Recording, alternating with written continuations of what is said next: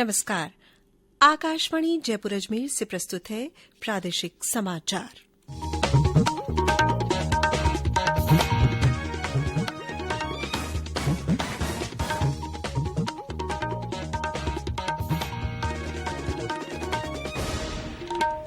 समाचारों के साथ मैं सालेहा गाजी। दुनिया का सबसे बड़ा कोविड टीकाकरण कार्यक्रम शनिवार से देश में शुरू होने जा रहा है।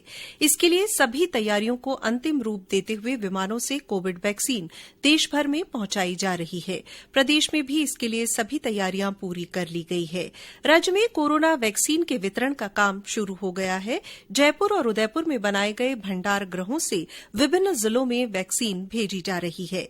प्रदेश में 161 वैक्सीन सेंटर्स पर ये टीका लगाया जाएगा। कोविड टीकाकरण सप्ताह में 4 दिन होगा।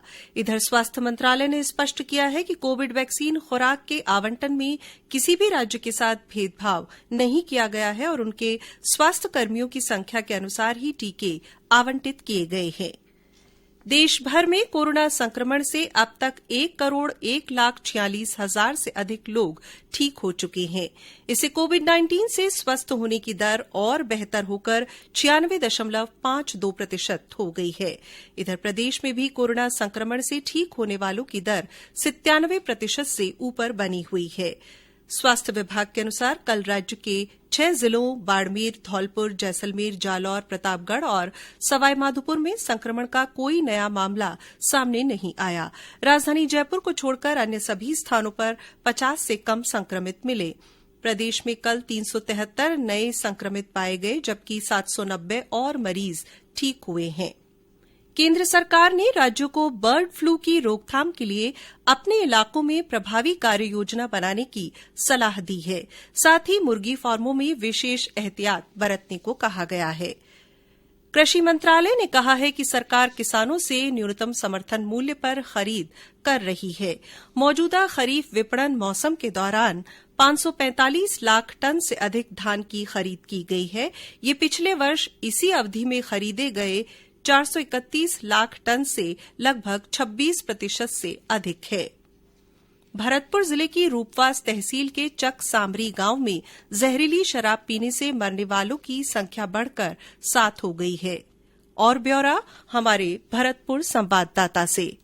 जहरीली शराब पीकर मरने वालों की संख्या 7 पर पहुंच गई है और अभी 2 लोगों का आरबीएम अस्पताल में इलाज जारी है। इस मामले में पुलिस ने नकली शराब बेचने वाले 3 लोगों को भी गिरफ्तार कर लिया है और रूपबाज क्षेत्र के आसपास के 16 शराब के ठेकों और गोदामों को सील करने के साथ ही शराब के सैंपल जांच के लिए जयपुर भेज दिए हैं। कलेक्टर नथमल डेडेल ने बताया कि जांच रिपोर्ट आने के बाद ही स्थिति स्पष्ट हो पाएगी। उधर मुख्य सचेतक एवं जिला प्रभारी डॉक्टर महेश जोशी ने बताया कि किसी भी सूरत में अवैध रूप से नकली शराब नहीं बेचने दी जाएगी और अवैध शराब बेचने वालों के खिलाफ कड़ी कार्रवाई की जाएगी। शिव कुमार वशिष्ठ, आकाशवाणी समाचार, भरतपुर। भारतीय सशस्त्र दल आज वेटरन डे मना रहा है। देश के पहले सेना प्रमुख फील्ड मार्शल केएम करियप्पा की उल्लेखनीय सेवाओं की याद में ये दिन मनाया जाता है।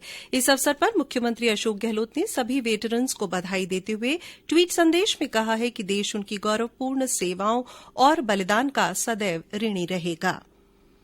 प्रधानमंत्री नरेंद्र मोदी 31 जनवरी को आकाशवाणी से मन की बात कार्यक्रम में देश और विदेश के लोगों के साथ अपने विचार साझा करेंगे। ये इस मासिक कार्यक्रम की 73वीं कड़ी होगी।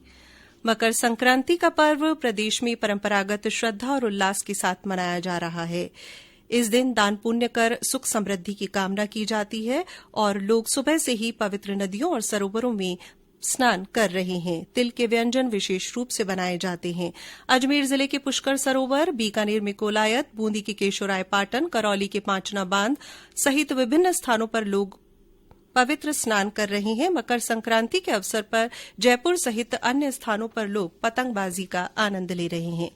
और प्रदेश में तेज सर्दी का असर बना हुआ है। 12 से ज्यादा शहरों में न्यूनतम तापमान आज 8 डिग्री सेल्सियस से नीचे दर्ज किया गया। सीकर, चूरू, पिलानी, चित्तौड़गढ़ और उदयपुर में शीतलहर चलने से गलन बनी हुई है। और अंत में कोरोना जागरूकता संदेश। कोविड-19 से बचाव और सुरक्षित रहने के 3 उपाय। मास्क लगाएं, 2 गज दूरी है जरूरी, सुरक्षित दूरी रखें, हाथ और मुंह साफ रखें।